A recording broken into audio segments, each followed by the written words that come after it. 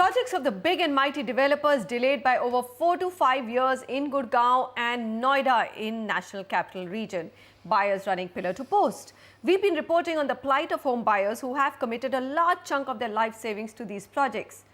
Why can't the central government and state governments step in to prevent such lapses? That's the question we're asking today.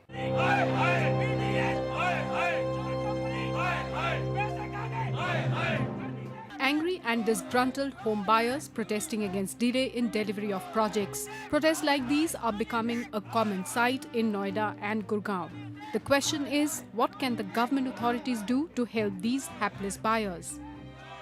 It's very difficult to say that government's intervention will be always most optimal and judicious in such matters which are not in a defined frame of law. Fundamentally, as a buyer, your relationship is governed by the agreement to sell or the sale deed that you have with your property developer. So your first recourse will really be under that primary document.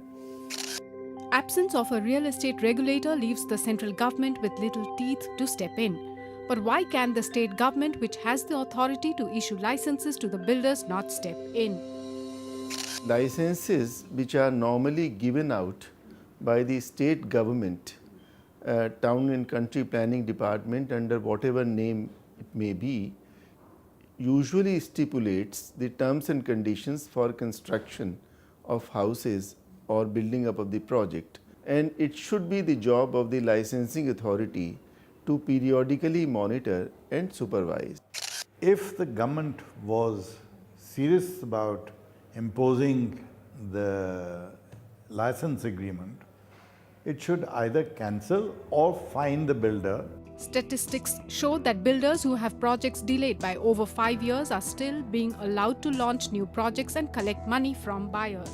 Despite having projects like Pleasant in Gurgaon delayed by 68 months, Parsavnath launched 3 projects. Unitech and JP are 2 other companies whose projects are running behind schedule by at least 64 months and have launched 36 and 39 projects respectively.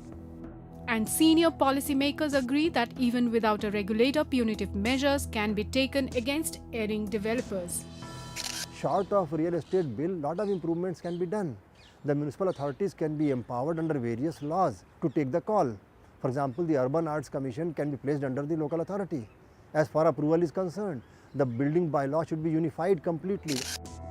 With little clarity and movement on the much-awaited real estate regulator bill, aggrieved home buyers are knocking the doors of consumer courts, high courts and the Competition Commission of India. It's high time for the state government to act and legislate.